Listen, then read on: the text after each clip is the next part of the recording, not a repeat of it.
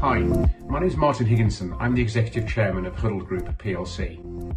I know it's been some time since I last did a video update, I think it was September, and following feedback from a number of shareholders who found them informative and really started to help them understand the business, I've decided to restart them.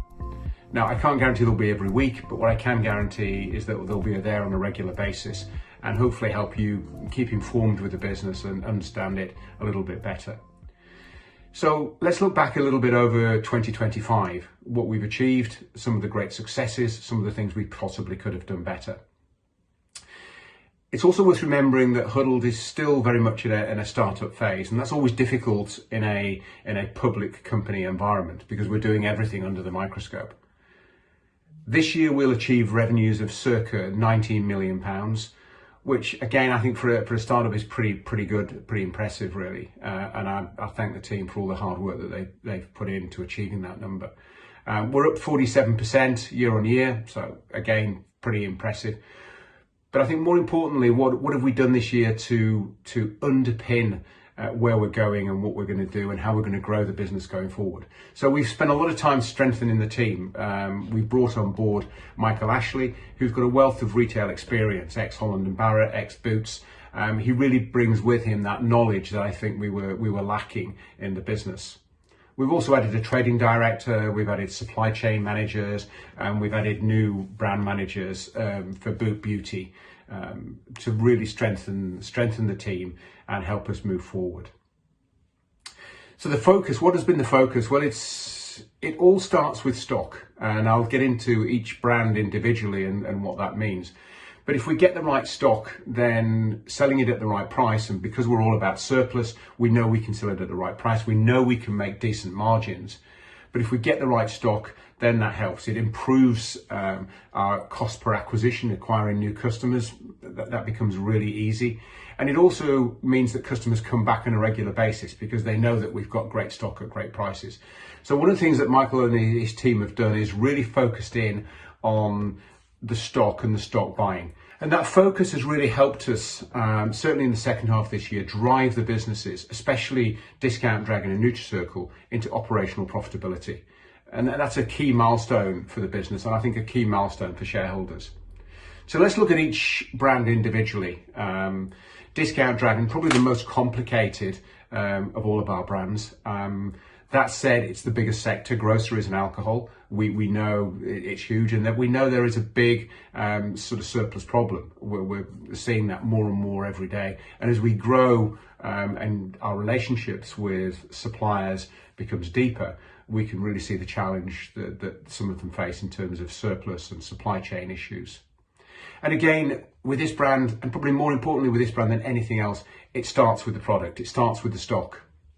And one of the things that Michael's done is really delved into the basket, what makes up our front basket, what makes up our middle basket, and what makes up the whole basket, what gives us consistency, what gives the customer that need and that want to come back time after time. And we know if we get that right, then customers will come back maybe bi-weekly or monthly. And the more we do of that, the better it is. So basket margins, because of the hard work that has been put in, basket margins have improved considerably. We've gone from around about sort of £16.50 basket margin to over £19 in the last few months. And that's a massive leap, because what that means is our basket margins are running at around sort of 49% on this brand, which really allows us to start doing the things that we want to do. It allows us to start marketing. It allows us to really start accelerating the growth of this brand. One of the big things that we've done for all of the brands this year is we've moved to THG Fulfill. And that's been a big challenge for us. It was a bold move, but I think it was absolutely the right move. We did think that we could make the old mill work, but in reality, as we've grown, as we've experienced the growing pains that come with that, we're acutely aware that we needed a solution that offered us, one, scale, two, the ability to guarantee sort of next day delivery, and three, and probably more importantly, to remove any mistakes. And I think one of the challenges that we face, or everybody faces with human pick and pack operations, is that mistakes will happen. And they just don't happen with a robotic operation. And one of the things that THG has given us is 99% sort of accuracy, and also the ability to scale. And I think that's really important, and to scale delivery next day, because what that opens up is new channels. And I'll talk a little bit about the new channels in a minute.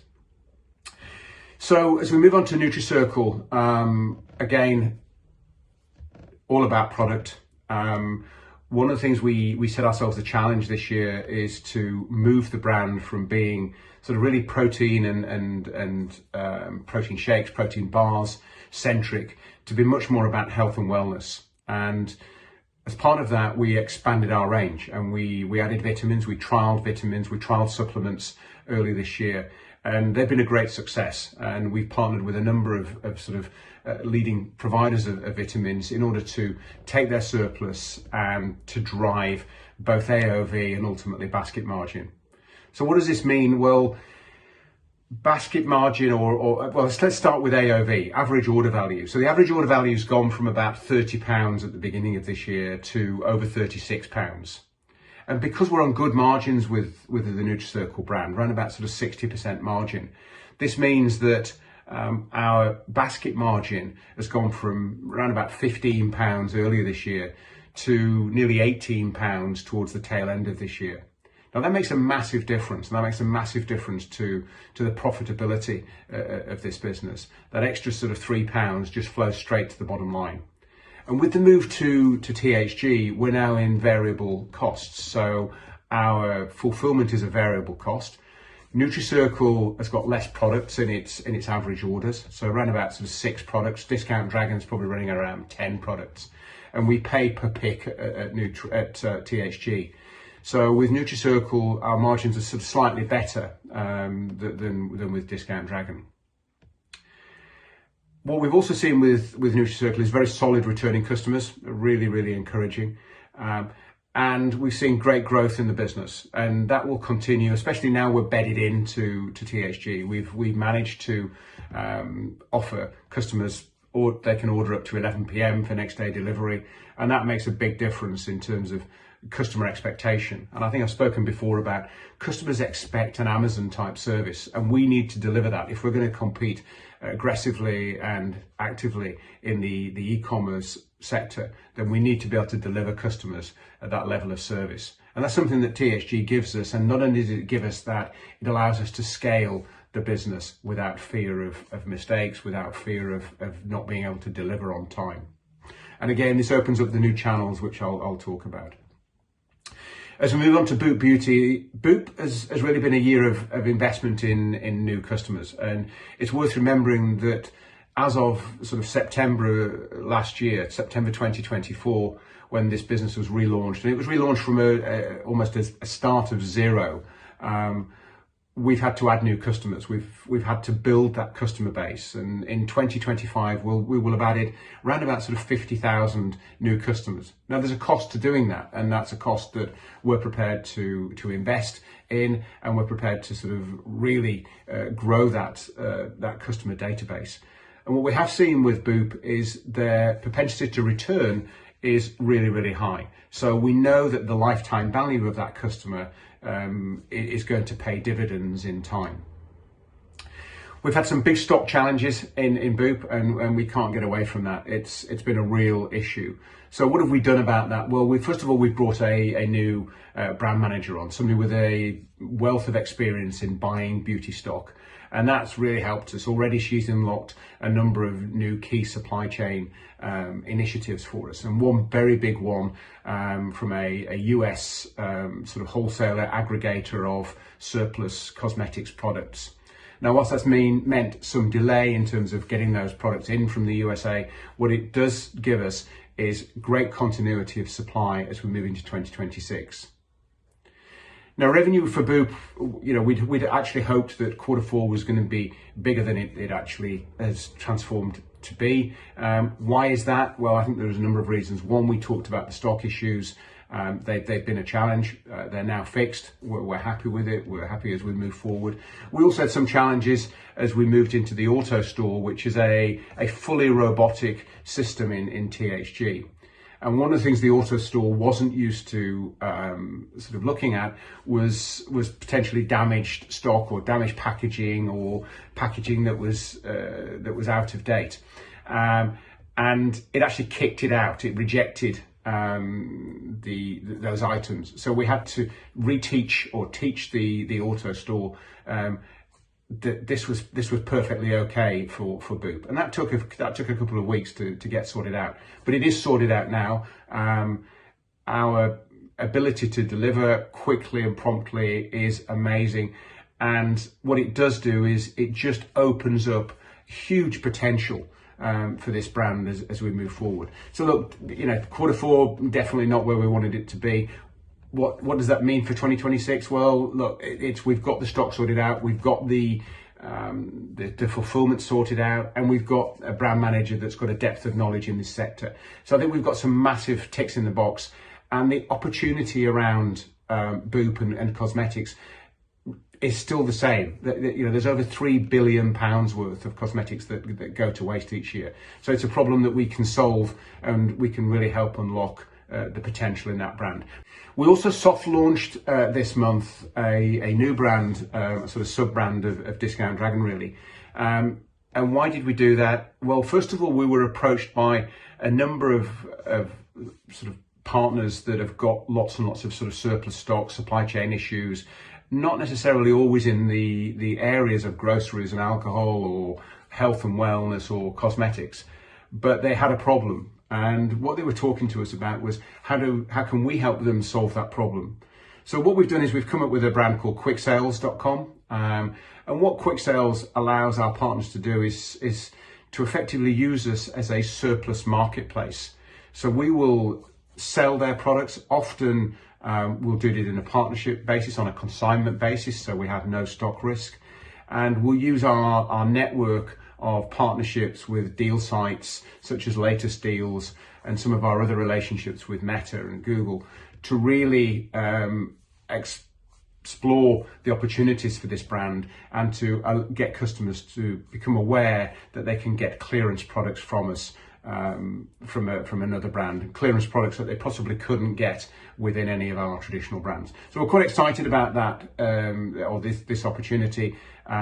It's our sort of first move into a marketplace environment where we work with partners, taking their stock, but at their stock risk. So very little risk from our point of view, very little cash tied up in it, but a big opportunity. And I think it further underpins our mission to really solve the surplus issues and to become a force for good in surplus. We want to see surplus getting out to customers at the right price. And we know from all of our other brands that the margins are in the products, and if we can take a commission on that with no stock risk, then I think it's a great business. So I spoke a little bit about new channels, and I really wanted to just spend a few minutes just explaining the opportunities that exist. As we go back to each of our businesses, we've got our own websites, and our own websites are operating well. With our own websites, what we have to do is we have to promote them. We have to drive customers to those websites. We do that through a variety of different channels. It could be television advertising, it could be radio, it could be Meta, it could be Google, and it could be email marketing to our existing database. And the need to build that database, as we touched on with Boop, is high. We've got great customers in Discount Dragon, we've got good customers in NutriCircle, and now we've got a growing base of customers in Boop Beauty. Now, all of our brands effectively sell other people's brands, big brands. So we are, in essence, a shop. It doesn't matter which one it is, whether it's Discount Dragon, NutriCircle or Boop. We are a shop. We are a gateway to those brands, and we're a gateway to those brands at hugely discounted prices. So the question is, now we've got stability, now we can actually deliver next day. How do we unlock the potential to sell those brands to a wider audience whilst de-risking our own position? Because what we know is that we can continue to build our own database, but ultimately that there is an expense connected with that, because we've got to go and acquire a customer. So remember earlier this year, we tested TikTok. Now, one of the challenges we faced with TikTok, despite having some real signs of great success, was the TikTok mandate that you have to deliver products within 48 hours. And that was a challenge because when we were in the mill, we couldn't always guarantee that we could get those products out into the customer's hands within 48 hours. That problem is now resolved with our new fulfillment partner. So that doesn't become an issue. So what it means is that we can use TikTok as an example, as a channel to market. Now, TikTok's got millions and millions of customers. So what we now need to do is unlock that and start offering our brands to those customers. And what we do know is our brands are cheaper because of the fact that they're surplus. So we've got a big tick in the box in terms of price advantage over anybody else. Now, what other channels can we unlock? Well, what we've started to do and what we're in the process of doing is unlocking marketplace channels. So whether that be Amazon, whether it be Temu, whether it be OnBuy, we're going to unlock all of those channels. And for the first time now with our new fulfillment partner, we can actually deliver single items. And we can do that efficiently. We'll still make around 25% margin. But what we won't have is any marketing costs. And what we won't have is any card processing costs. And also, we won't really have any additional staff costs. So all of that profit just flows straight to the bottom line. And this is a really exciting bit. Now, layering on new channels to market really unlocks our ability as a shop to offer those brands to millions and millions of new customers. And we'll also do with that with deal sites. So sites like Latest Deals will unlock that and we'll offer our brands, our products out to those customers.